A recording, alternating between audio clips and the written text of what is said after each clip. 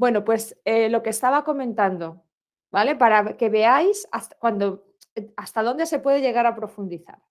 Estaba diciendo, hombre, la cáscara, ¿no? Con el ejemplo de la yuca, que es como muy característico porque te rompe un poco los esquemas con los que venías pensando, ¿no? Y entonces te obliga a tener que abrir la mente y a pensar en ese conjunto y en esos términos de relación. Me explico. Si bien la cáscara de la yuca se desecha, no se utiliza, o al menos yo no, ni en medicina, o sea, ni en términos medicinales, ni en términos nutricionales, yo no conozco un uso. ¿Eh? O puede que lo haya, pero yo no lo conozco. Pero tú ves el alimento por fuera y dices, esto es marrón oscuro, se asemejaría más al área de influencia, ¿no? De lo negro, de estas coloraciones más oscuras que corresponden al riñón y al elemento agua. Y dices, pues es que no sé si luego es un tónico de bazo. ¿Qué ocurre? Que el bazo, como bazo y estómago, la tierra, cuando digo bazo muchas veces estoy haciendo una síntesis, ¿no? de ese conjunto. Es el que alimenta todo el sistema. Y una de las funciones principales de alimentar a ese sistema está en relación a lo que se llama el chi del cielo posterior. Si bien el agua, el elemento agua es el depositario del chi del cielo anterior, ¿esto qué significa? Que es el elemento que es el depositario de las energías que heredamos, es decir, lo que nos viene dado de nuestros ancestros, lo que sería, en términos occidentales, la carga genética. Y sin embargo, esa carga genética no, o sea, todos sabemos que no es una cosa inamovible y estanca, sino que es algo también profundamente dinámico y que la expresión de los genes que nos vienen dados van a ir hacia un lado o hacia otro en función de nuestros hábitos de vida, es decir, de nuestra epigenética, cómo alimentemos o cómo malgastemos esa herencia con la que venimos al mundo. Pues ese alimentar y nutrir a la esencia con la que venimos, en la medicina china lo llaman el chi del cielo posterior, es decir, el anterior es el que viene antes que nosotros y el posterior ya es lo que nosotros como individuos somos en el mundo. Pues alimentar ese chi del cielo posterior corresponde a la figura del bazo y del estómago de la tierra que cuando extrae los alimentos, la parte más pura, más densa de esos nutrientes los envía a riñón para nutrir ese chi del cielo anterior, es decir, para nutrir esa esencia. Y con ello hacer que la expresión de nuestros genes sea la adecuada y la que va a hacer que estemos en un buen estado de salud. Ya sabemos todos lo que sucede cuando la epigenética es todo lo contrario. Malos hábitos alimenticios, malos hábitos de vida, hábitos tóxicos, sedentarismo, estrés, tal, pues que esa expresión se modifica y entonces pues desgastamos nuestra esencia, envejecemos antes, estamos más expuestos a los tóxicos y a los radicales libres. Si hay una tendencia constitucional a nivel de enfermedades heredada, es más probable que se desencadene con malos hábitos que con buenos hábitos. Y entonces todo esto dice, oye, entonces, ¿que me estás diciendo que un gran tónico de bazo tiene una relación en color con el riñón? Ah, es que resulta que la parte más densa de los alimentos que obtiene el bazo en su función de transporte y transformación lo va a enviar a riñón. Anda, pues resulta que sí que tiene que ver. Y luego el otro color del interior de la yuca, que es blanco, es el del metal, que es el hijo de la tierra. Por lo tanto, y además, ¿qué hace el metal? Es el comandante del chi. Y el chi es la gran energía vital que mueve la sangre, que dinamiza las funciones, que dinamiza los órganos y que hace que las cosas estén en continuo cambio y movimiento, que al final es lo que genera la vida. Por tanto, aunque no sea un color amarillo, la función nutricional más característica de la yuca es la de nutrir. Pero fijaos que no tiene el color amarillo, pero cómo le hemos encontrado esa relación a través de los colores. O sea, esto es algo que cuando conoces más cosas en profundidad de la medicina china, pues puedes encontrar estas particularidades. Otro ejemplo, que también va a pasar, porque has preguntado por el calabacín, pero voy a poner otro ejemplo parecido, la pera. La pera, tú la ves por fuera y es verde, y dices, esto lo clasifico como verde.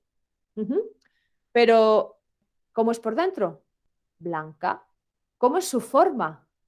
Monse, no te oigo. No, es que perdona, es que su forma es una forma como de vejiga, ¿Como de pulmón?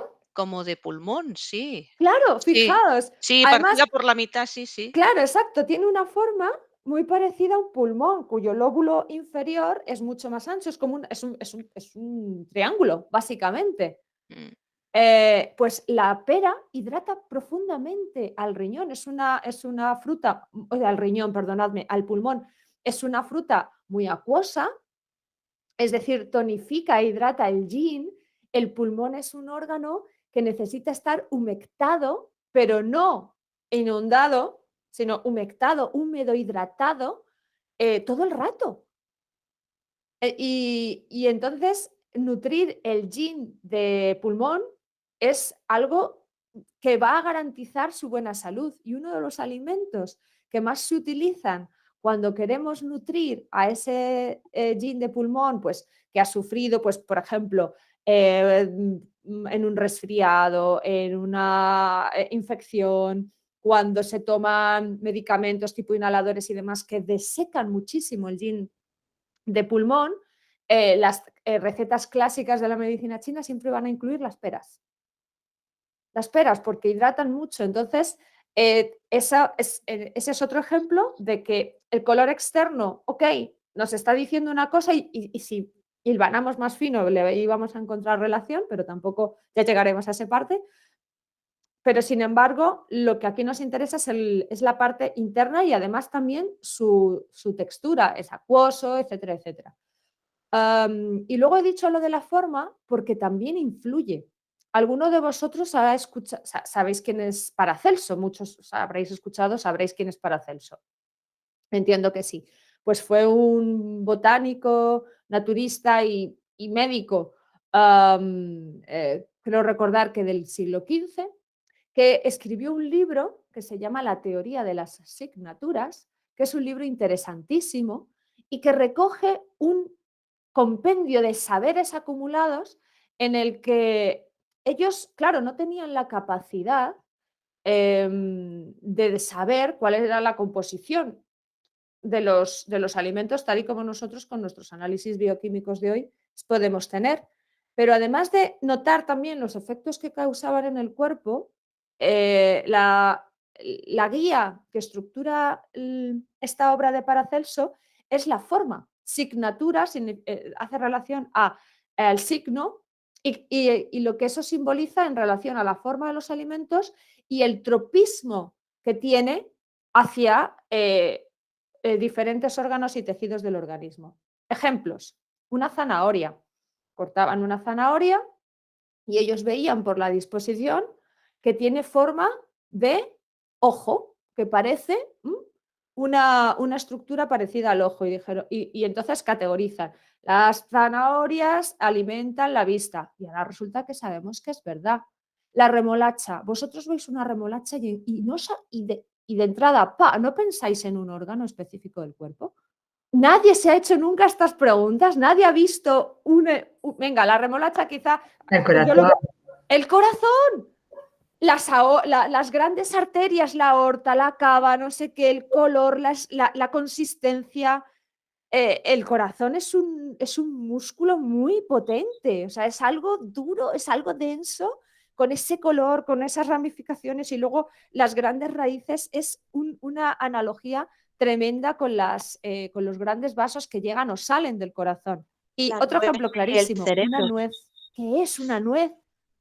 El cráneo y el cerebro, o sea, esa cáscara tan dura es el cráneo y cuando abres es clarísimamente hemisferios del cerebro, con sus circunvalaciones, con el recubrimiento, o sea, es la leche, el recubrimiento, el color, lo partes por dentro es de otro.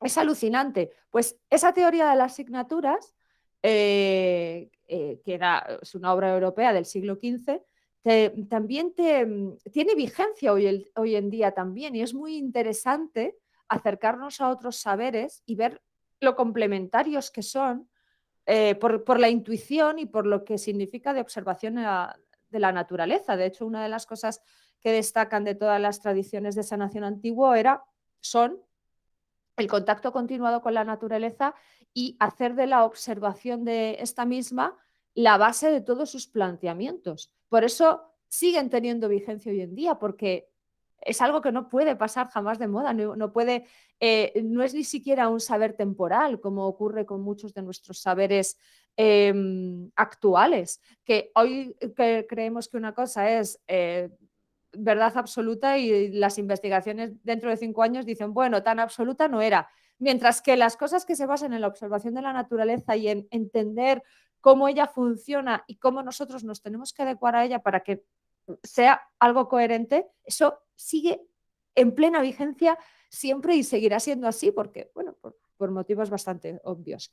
Entonces, fijaos lo que ha dado de sí la pregunta supuestamente tonta que decía Montserrat que tenía. Hay mucho en lo que indagar y cuando lleguemos ahora dentro de un rato a la parte de ver algunas tablas de alimentos, hay más. También tendréis vosotros que echar un vistazo, contrastar, mirar otros textos. Para que podáis tener un poco más de información. Hay unos artículos muy chulos que os pasaremos por el WhatsApp sobre que están publicados, perdón, en el Sevier, que van sobre lo que es la pautas de dietética en determinados síndromes. Entonces, eso también os va a ser muy útil, pero todo esto sirve para que entendáis que hay que pensar con mente abierta, lo más abierta posible y sobre todo intentando trazar relaciones, no quedarte en el datito y ya está, ya no salgo de ese dato, no. Amplía, porque lo vas a necesitar, porque luego la vida real no se restringe jamás a un dato aislado. Siempre hay mezcla, siempre hay hibridaciones y te obliga a estar pensando continuamente de esta manera. Y quienes trabajamos ya con pacientes y demás, sabemos que o piensas de esa forma o te quedas cortísimo. Y esto es totalmente aplicable a lo que estamos haciendo aquí. ¿Alguna otra pregunta más antes de empezar? Sobre lo que vimos ayer, sobre alguna duda que haya podido quedar, alguna cosita así que digas, no lo tengo tan claro o me ha surgido esta inquietud. ¿Nada? Ok. Muy bien, pues si en esas estamos, vamos a continuar. A ver, presentar ahora. Tucu, tucu, tu. Habíamos llegado hasta la parte, la diapositiva inmediatamente anterior, que era el tema de los colores. Y ahora nos vamos al tema de los sabores, la siguiente categorización de los alimentos. Lógicamente, el sabor es importantísimo. Lo primero de todo es lo que más nos gusta o lo que más nos atrae de un alimento. Su color y su presentación también, qué duda cabe, pero es el sabor y el olor lo que hace que todo el proceso digestivo tenga todavía más potencia. Todos sabemos que si tú hueles algo de comida que te huele bien, o sea, y que inmediatamente ¡bum!, se van a poner en marcha los sistemas de segregación de determinados jugos gástricos, vas a empezar a salivar, tu cerebro va a empezar a pensar en comida, vas a tener hambre. Pero lo mismo pasa cuando piensas en los sabores de la comida. Cuando lo comentábamos ayer, estás ahí en el trabajo y es la 1:30 y alguien dice, joder, qué hambre, o madre mía, me comería, yo qué sé, unos espaguetis con gambas al ajillo, y piensas en el sabor de las gambas al ajillo que a ti te encanta y es como, qué hambre, y empiezas a babear, ¿no? Un poco. Y es que lo de babear, a ver, no es como Homer Simpson, así con él esté cayendo, pero desde luego empiezas a salivar sin duda alguna. Lo que significa que el sabor, incluso en pensamiento de ese sabor, ya pone en marcha el tema digestivo. Y luego además es lo que hace que muchas veces optes o se tengan tendencias o incluso adicciones, literalmente, por determinados sabores.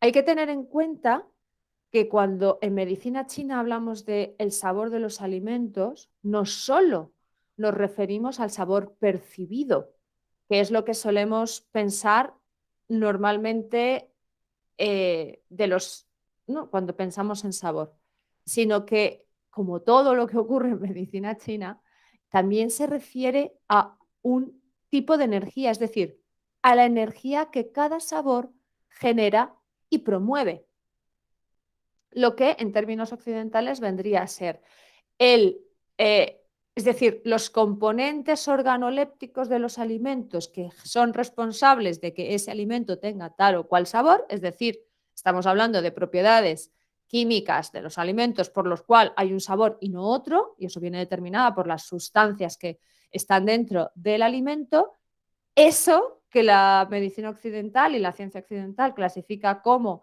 componentes físico-químicos o propiedades organolépticas, la medicina china te dice, eso es una energía. ¿Por qué? Porque al final consigue activar o promover funciones dentro del organismo. Y si eso no es energía, decidme qué es, sino algo que promueve una función o da lugar a una función. Energía pura y dura. Luego lo podemos llamar de otra manera. El caso es que nos estamos refiriendo a lo mismo con lenguajes diferentes. Y como ocurre todo el rato, y no me cansaré de repetirlo, cuando estamos hablando de medicina china y en el entorno de salud, estamos de nuevo volviendo al término del equilibrio. Una alimentación equilibrada tiene que tener una correcta combinación de los 5 sabores. De hecho, hay muchas pautas terapéuticas en las que ellos las llaman la dieta de los 5 colores, la dieta arcoíris, porque cuanta más variedad de colores y sabores haya en un plato, de manera equilibrada y no al tuntún de echar por echar, más atractivo y completo nutricionalmente será ese producto. De hecho, si realmente todas las cocinas tradicionales, de una forma innata, siguen este principio. Esa sabiduría propia de los pueblos ha hecho que las tradiciones gastronómicas hayan sabido interpretar muy bien las posibilidades que la tierra, el entorno, da en cada lugar. Tú ves, por ejemplo, las comidas básicas de la tradición culinaria española en las distintas regiones, y yo que soy una friki de la comida y me encanta cocinar y me encanta comer, pues todo esto me gusta muchísimo, y vas viendo cómo, por ejemplo, la llamada comida de aprovechamiento, que era la comida de los pobres, es una comida nutricionalmente fabulosa, con unas combinaciones que quizá ellos no sabían muy bien el por qué, sabían que eso les alimentaba más. Cuando la gente prácticamente no comía carne o no comía proteínas de una manera habitual, porque eran productos caros reservados a gente con dinero, porque aunque tuvieran la oportunidad de tener unas gallinas, en casa era más bien para huevos y el día de Navidad poder comer un pollo asado o cosas por el estilo. Y entonces de repente, pues casi toda su alimentación se basaba en vegetales de todo tipo y condición, pero tenían estas genialidades como mezclar las lentejas con arroz. Ahí ya tienes ya no solo una fuente de fibra, hidratos de carbono y vitaminas súper potentes, sino que además tienes una carga proteica, porque entre los aminoácidos de las lentejas y los aminoácidos del arroz tienes un plato o sea, a nivel proteico súper completo, y lo mezclas con lo otro y tienes, ¡pum!, una ración de calorías de buena calidad para que esa gente, que encima trabajaba en condiciones muy duras, que si el campo, el ganado, oficios artesanos complejos, ¿no?, que requerían estar fuerte, pues mira, ahí lo tienes. O los campesinos andaluces o de zonas muy de mucho calor, esas jornadas interminables bajo los olivos o que tomaban todos los días gazpacho, que era una comida de aprovechamiento de los sobrantes que se tenían o cosas por el estilo. ¿Y qué es el gazpacho? Un concentrado de vitaminas que ríete tú de los shots estos, ¿cómo los llaman ahora? De superalimentos que ahora te venden así en sitios de moda, ¿no? Dices, donde se ponga un buen gazpacho que le den por saco ¿no? a lo otro. En el sentido de que de manera innata siempre se ha tendido a hacer unas buenas combinaciones en este sentido. Si os fijáis en lo que es la comida china, veréis que casi siempre tiene mucho color y tiene ingredientes. Pensad un momento en las cosas, incluso aunque la comida china que se come aquí de manera habitual está muy, muy, muy, muy adaptada al gusto occidental y a veces ni se parece a la comida china real, pero sin embargo mantiene un poco esos principios. Arroz tres delicias o no sé qué delicias, ¿cuántos coloritos tienes? Que si el maíz, que si los guisantes, que si la zanahoria, que si el huevo, que si el no sé cuántos. Ah, me está aportando, que si el blanco del arroz, que si, ya me está aportando colores distintos. Y si seguís pensando en ejemplos de estos, pues veréis que hay una constante que te dice que el sentido común, al final, encuentra la manera de llegar a este tipo de cosas. Por lo tanto, que esto sea la base también de nuestras prescripciones, porque hoy en día la manera de comer de la gente se ha degradado mucho y los hábitos nutricionales se han degradado mucho, también por el hecho de que al vivir la mayoría de las veces en ciudades y al transformarse en los cultivos para abastecer a una gran cantidad de población, muchos de ellos son industriales y eso significa pues, que la densidad y la calidad nutricional de los alimentos es peor que cuando se podía consumir de cultivos más orgánicos. Claro, un cultivo orgánico es mucho más impredecible en el sentido de que pues, si hay una plaga, pues no es tan fácil conseguir que esto se vaya si no quieres utilizar pesticidas, no lo tienes todo parametrizado, cubierto con plásticos y de manera que si te cae una granizada, chao, muy buenas. Bueno, es decir, los cultivos intensivos proporcionan más cantidad para alimentar a más cantidad de población, pero por contra se pierde nutrición porque los suelos no se remineralizan igual, porque no maduran igual las frutas, porque luego a lo mejor incluso se las trata para que engorden antes y coges ese tomate de invierno que es plástico puro.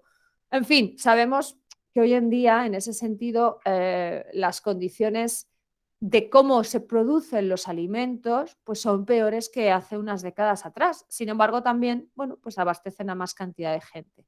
Y luego, por supuesto, el auge de la comida preparada, que no toda es basura, por supuestísimo, pero mucha de ella sí es comida basura y que de vez en cuando pues pueda servir para salir del paso en un momento determinado, pero que hay que tener en cuenta que mucha gente la toma de manera habitual y entonces un porcentaje muy alto de su alimentación diaria está basado en productos no naturales y también muy monótonos, ¿no? Muy monótonos, casi siempre lo mismo. Entonces, ni se varía de sabor, ni se varía de color y cuando se plantea una alimentación terapéutica hay que tener en cuenta esta variabilidad y esta combinación de alimentos que provean de esas dos bases, ¿de acuerdo?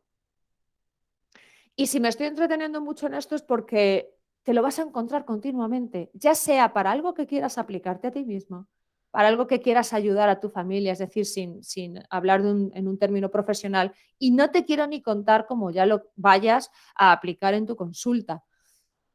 Tienes que tener esto en mente todo el rato, porque es lo que te vas a encontrar y te va a suponer a ti ese reto de adaptarte, de saber cómo modificar una alimentación en alguien, cómo proporcionar esas distintas variedades de sabor, de color, que lo acepte, que lo integre. No es difícil, pero tampoco se llega a ello de una forma fácil. Entonces, cuanto antes lo empieces a pensar y entonces empieces a interiorizarlo, más que a pensar, a interiorizarlo, más fácil te será aplicarlo. Bueno, perdonad si a veces soy un poco pesada, pero es que cuando te pones delante, o sea, en el papel todo es muy chulo y luego en la práctica clínica las cosas empiezan a embrollarse y eso es algo que si no tenemos en cuenta, pues bueno, puede ser que la aplicación práctica de los conocimientos teóricos se vuelva un pelín más complicada. Bien, dicha esta pedazo de introducción y todo para hablar de lo que significa el tema del color y el sabor en los alimentos, y lo importante que es aportar la máxima variedad posible de ambos, nos vamos ya directamente a hablar de lo que implica cada color a nivel de medicina china. Empezamos en este caso por el ácido. El ácido tiene afinidad por el elemento madera. Entonces, ¿cuál es la otra cosa que tiene afinidad de las categorías que hemos visto hasta ahora? ¿Qué otra cosa tiene afinidad por el elemento madera? Así principalmente. El color verde. El color verde, perfecto. Entonces, este sabor ácido tiene una naturaleza yin y esto es importante porque contrarresta la naturaleza intrínseca de la madera. La madera en los 5 elementos corresponde al este, es decir, el lugar por donde sale el sol, y como elemento implica el eje bisagra entre la parte más yin de los elementos, que es el agua, y en la parte más yang de los elementos, que es el fuego. Entonces la madera está entre medias, como un eje bisagra, representando lo que nace, lo que crece, lo que tiene impulso para salir adelante. Es decir, si el agua es la semilla que durante el invierno está en latencia, conservando toda la potencialidad que esa semilla tiene, la madera en la primavera, en ¿no? El movimiento expansivo de crecimiento, es la que va a empezar a manifestar toda hacia afuera, ¿no? A ser manifiesta la potencialidad que encierra la semilla. Entonces, esta naturaleza de crecer, de expandirse, de empezar a emerger a la vida es yang, es puramente yang. ¿Qué duda cabe? Por tanto, un elemento que es el inicio del yang, ¿no? Expansivo, con fuerza como para elevarse y crecer, que tenga un sabor asociado de naturaleza yin, ya nos está diciendo qué acciones prioritarias va a cumplir este sabor en relación al elemento madera. ¿Cuáles son las cosas asociadas a las características yang que pueden generar patología? Porfi, algún compañero que sepa de medicina china que responda a esta pregunta. Es decir, ¿por qué un sabor ácido que es de naturaleza yin va a ser más útil en un elemento de naturaleza yang? Es decir, ¿qué situaciones puede calmar, moderar, modular este sabor de naturaleza yin? A ver, que quiero veros. ¿Se ha entendido la pregunta? Yo creo que se ha entendido. Vale, pues entonces alguien ahora que sepa de medicina china que responda, porque es que es muy, muy, muy sencillo. El fuego de hígado. ¿Va a calmar el fuego de hígado? Fuego, pero también antes de llegar al fuego sencillamente puede haber calor, sí, un ¿no? bloqueo, Es decir, sí. distintos gradientes. Si un bloqueo es producido por una falta de movimiento que es yang, este sabor ácido que es yin puede también ayudar a descongestionar, etcétera. ¿Sí? Sí. Vale, al final he tenido que responder yo. Pero vamos, has dicho fuego, pero antes de irnos al fuego hay pasos intermedios. Antes de llegar al fuego puede haber calor, sencillamente, calor con humedad, ¿ok? Pero vamos, básicamente era la respuesta que quería escuchar. A ver, pongo esto así en grande. De manera que, te dice aquí, evita estancamiento, pero porque hace que se active, ¿ok? Porque hace que se active. Promueven la secreción biliar y por lo tanto son desintoxicantes. ¿Qué digiere fundamental? O sea, ¿para qué se excreta bilis? ¿Qué es lo que va a hacer la bilis en relación a la digestión? ¿Con qué va a ayudar? Las grasas. Digerir grasas. ¿Y qué más? ¿Qué tipo de grasas? ¿Qué tipo de grasas? Todas, pero en particular en algunas concretas, aparte de grasas, ¿qué otra cosa más se encarga de digerir? No en exclusiva, pero participa mucho la bilis. Ayer lo dije varias veces. Bueno, he hecho 2 preguntas. Dentro de las grasas, ¿hay alguna en particular sobre las que la bilis actúe más y mejor? ¿O Las no? saturadas. ¿Las? Saturadas. De origen, por tanto, Animal. bien. Animal. Vale, ¿qué otra cosa que se toma con mucha frecuencia en nuestra cultura, bueno, y ahora ya en todas, afecta mucho al hígado y si no fuese por la participación de la bilis, malo? El alcohol. El alcohol, efectivamente, ¿vale? Entonces, si promueven la secreción biliar, está claro que tienen un componente desintoxicante, porque está favoreciendo que aquello que más entorpece, ensucia, genera desechos, etcétera, sea mejor digerido, mejor degradado, para luego poder ser metabolizado de una forma o de otra.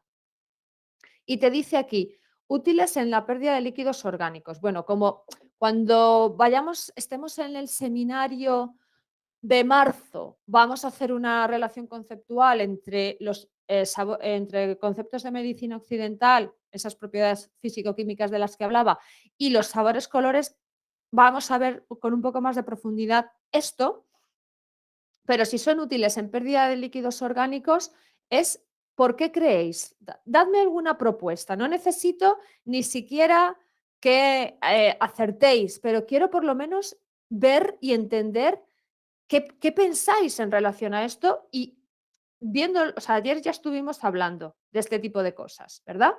Entonces, pone aquí, útiles en pérdida de líquidos orgánicos. Para que no se pierdan líquidos, tiene que haber algún tipo de acción mediante, ¿verdad? Entonces, quiero vuestras apuestas. Si no queréis hablar, podéis escribir, yo miro el chat, pero sí me gustaría que hubiera un poco de interacción porque este son el tipo de cosas que os va a tocar pensar a vosotros. Entonces, aprovechad que estamos aquí aprendiendo y pensando sobre ello para entrenaros, ¿vale? Venga, ¿qué tipo de acción puede tener el sabor ácido para que sea útil para mantener Astringente. Gente. Vale. astringente? ¿Alguna cosa más? Pensad, naturaleza, gin. Sí, ¿no? Aporta líquidos, sí. Aparte aporta líquidos. ¿Cuál es la dinámica del gin? ¿Expandirse El gin es o contraerse? Contraerse. Contraerse. Contraerse. Y en esa contracción conserva líquidos. Sí. Sí. Además, hemos dicho, es gin con tropismo por un elemento yang. Y antes una compi, que perdón, pero no me ha dado tiempo a ver el nombre de quien hablaba, ha dicho, trabajaría sobre fuego. Yo digo, sí, fuego, calor, por lo tanto refresca. Si refresca también tiene esa capacidad de actuar sobre el tema de los líquidos, porque ¿cómo vas a refrescar si no es a través del agua? Por ejemplo, ¿no? ¿Sí? Sí. Entonces ya le hemos encontrado 3 mecanismos posibles de acción para entender por qué el ácido puede ser útil en mantener los líquidos orgánicos. Sí. ¿Sí? Vale, ¿cuáles son esos 3 mecanismos de acción que acabamos de decir? Venga, que alguien me los diga. La contracción, ¿no? Sí. La retención del líquido, ¿no? ¿Sí? Y refrescar. Y refrescar, exacto, El si refresco porque refrescar. no hay fuego, no se pierden tanto, fuego, calor, no se pierden tantos líquidos. Por una parte conserva, desciende y contrae y por otro lado refresca, por lo tanto evita la pérdida de líquidos. Así es como hay que pensar. Y vamos a ir haciendo esto con todos los sabores.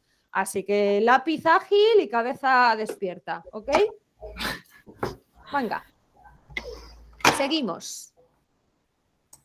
Vale, y como veis aquí hay diferentes situaciones: hiperhidrosis, diarrea crónica, espermatorrea, eneuresis, metrorragia, es decir, algunos por falta de contención de líquidos, que eso sería una función asociada a la insuficiencia grave de chi de bazo, porque sabemos que una de las cosas que hace el chi de bazo es mantener órganos, tejidos, sustancias y estructuras en su lugar. Por lo tanto, cuando hay pérdidas continuadas de líquidos, tendríamos que ver qué pasa con ese chi de bazo, pero además también puede ser, sobre todo en las que se refieren, por ejemplo, la espermatorrea, bueno, esto es para los compis que saben un poco más de medicina china.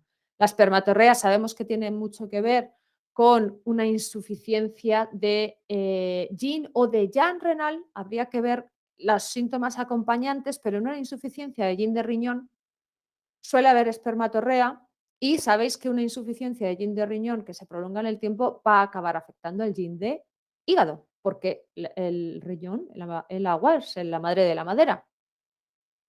Y después cuando, por ejemplo, se trata de una metrorragia, de tema menstrual, ¿quién aporta la sangre al útero para la menstruación? Ligado. El hígado. Y si hay un calor en hígado, la sangre va a circular más rápido y puede que se extravase. Sí. Sí, vale. Entonces pensad en diferentes situaciones en las que no solo esté envuelto meramente el hígado, sino las relaciones que tiene con los otros órganos. ¿De acuerdo? Porque dices, ay, pero ¿qué tendrá que ver este chi de bazo débil que entonces no contiene los líquidos en su sitio y hace que, por ejemplo, haya una diarrea crónica? ¿Qué pasa? Que si un bazo débil y una madera, que es Jan, la madera es un adolescente, está creciendo, se cree el rey del mundo, puede con todo. Cuando haya un bazo débil, ¿qué pasa? Que esa madera no va a tender a sobreexplotar al bazo, acusando aún más. Exacto, de hecho hay una norma básica y principal que como el hígado esté fuerte o si el hígado está fuerte, está en exceso, protege al bazo. Si el bazo está en deficiencia, se da la madera, porque sabemos que es con diferencia el caso de oposición, ¿verdad? De sobreexplotación más potente que hay en la fisiopatología. ¿Sí? Sí, vale, perfecto. Así que, fijaos, por un lado, una relación que tiene que ver con deficiencia de riñón, por otro lado con insuficiencia de bazo, por otro lado con un posible calor en la sangre. Es decir, no necesariamente nos tenemos que centrar en el elemento en exclusiva, es que ese elemento no funciona jamás solo, funciona en relación con otros. Y eso hay que tenerlo también en cuenta a la hora de entender este tipo de cosas. Seguimos. Estas tablitas, tenedlas a mano para dentro de un rato cuando hagamos los casos clínicos, los casos prácticos, ¿de acuerdo? Porque nos van a ayudar. Entonces, categorización de los alimentos ácidos. Aquí hay unos ejemplos, obviamente habrá más, pero bueno, son elementos, ejemplos que ayudan mucho porque son cosas de uso común, por lo menos en nuestra alimentación. Y aquí ya vemos que hay diferentes categorizaciones. Las más obvias son que te pone aquí que estos son alimentos ácidos. Y luego, ¿esto qué es? Lo que estoy señalando aquí, ¿qué es? ¿Cuál es esta categorización? Frío, fresco, neutro, tibio. La energía. Dilo de otra energía. manera, dilo de otra La forma. temperatura. ¿No? La potencia. Okay. La naturaleza. Naturaleza de los elementos. La naturaleza interna de los alimentos. La temperatura sería aquella en la que se ingiere. ¿Vale? Esa es la diferencia. Un alimento puede ser y será, yo qué sé, fíjate, en origen, en naturaleza, la cerveza es tibia, porque sus ingredientes principales, que son cebada, malta, etcétera, que son cereales, tienen esa naturaleza. Pero ¿cómo nos la tomamos? Fría. Muy fría. Por lo tanto, ya le estamos cambiando la naturaleza intrínseca. Pero esa es la temperatura a la que tomamos la cerveza. Beatriz, una pregunta desde mi ignorancia, perdóname que te interrumpa. No, adelante, adelante. ¿Qué prima más? La naturaleza, en este caso, por ejemplo, que has puesto el ejemplo de la cerveza, ¿prima más su naturaleza propia de cereales o prima más cómo me la estoy tomando? Prima, en este caso, como te la estás tomando, porque es una temperatura extrema. Vale, y en no general... es fría, es muy fría cuando te la tomas. Y aparte, tiene gas, lo que significa que es frío y humedad. Vale. Y en general, cuando yo porque imagino que habrá más ejemplos, ahora mismo no se me ocurre. Pero sí, habrá cuando más ejemplos. Claro, cuando hay un alimento que su naturaleza intrínseca difiere a su naturaleza de consumo, por decirlo así, ¿qué prima más? ¿Su característica innata? Va a depender de la frecuencia y también de la naturaleza, de cómo se modere eso. Mira, aquí hay un ejemplo. En los alimentos frescos vemos que está el tomate. Antes de ese, bueno, voy a decir este ejemplo y luego digo otra cosa que es también importante.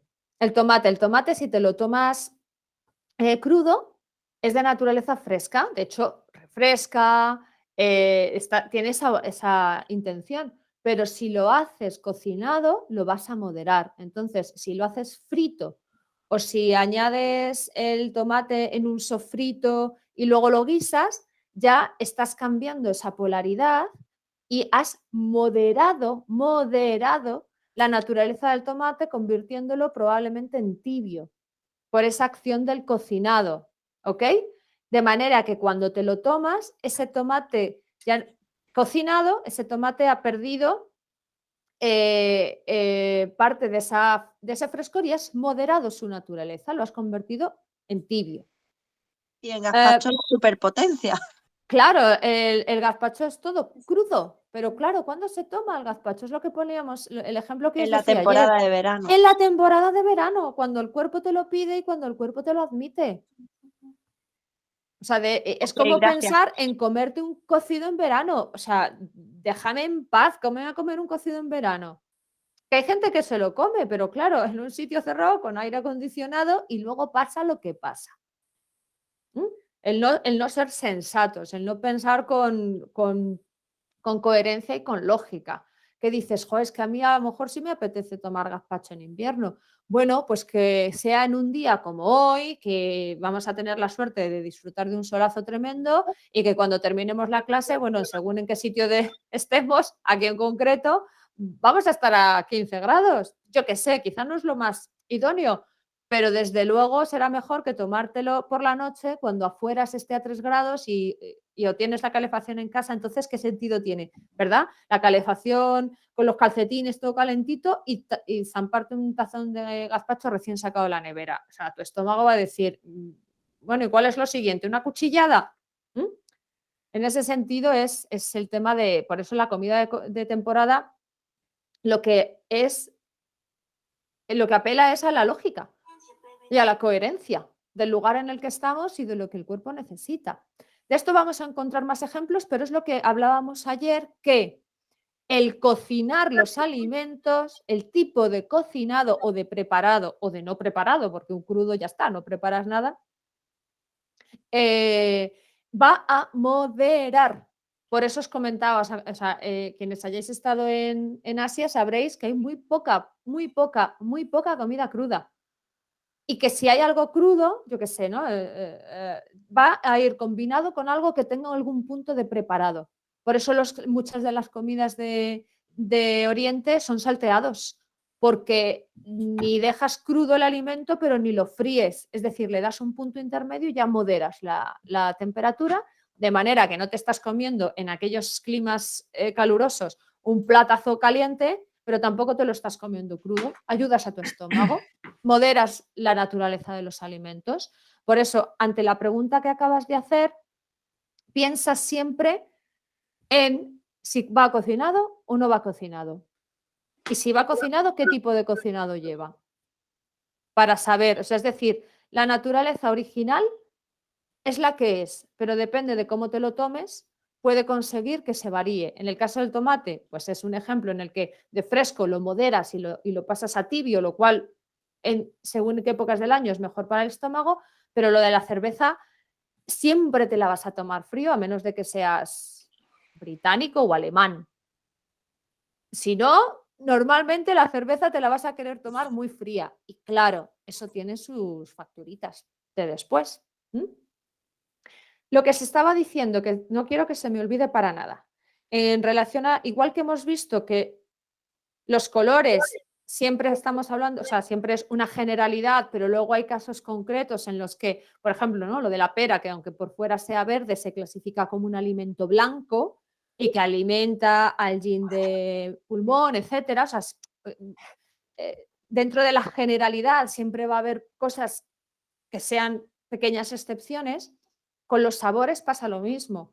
Es muy difícil encontrar alimentos de sabor puro. Casi todos los alimentos tienen sabores mixtos, en los que sí es verdad va a predominar uno de ellos, pero con matices de otro en la inmensa mayoría de las veces. ¿Alguien es capaz ahora de pensar en un alimento que tenga un sabor puro e inequívoco? No. Es complicado. Mm. Es complicado. Incluso en aquellos que tienen un sabor principal muy potente, muy característico, como pueda ser el vinagre, el café, el cítrico, hay pequeños matices de otras cosas, de otros sabores. Aunque el principal, por supuesto, sea el que es, y no hay duda, y por eso se encuadra dentro de una clasificación y no de otra. Y luego hay otra cosa más, y es que en un porcentaje muy grande de alimentos, muy grandes, está presente el sabor dulce. En mayor o en menor medida, pero está presente el sabor dulce, porque es el sabor que nutre la tierra, porque es el sabor más asociado a la supervivencia, porque es el sabor más fácilmente aceptado por todos los tipos de papilas gustativas, y a esto me refiero en que según la edad que se tenga, la capacidad de percibir sabores no es igual. Ya sabemos todos que en las zonas extremas de la vida, es decir, en la primera infancia y en la última senectud, cambia la percepción de los sabores. En uno no se ha desarrollado aún y en otro cambia.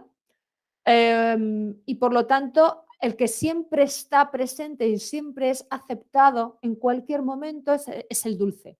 Los Pero dulces. ojo, estamos hablando del dulce de los alimentos. Nada que ver con lo que ahora pensamos cuando decimos la palabra dulce, que es en la adulteración brutal y salvaje que se ha producido en la alimentación en las últimas décadas, en las que te encuentras azúcar hasta en el chorizo.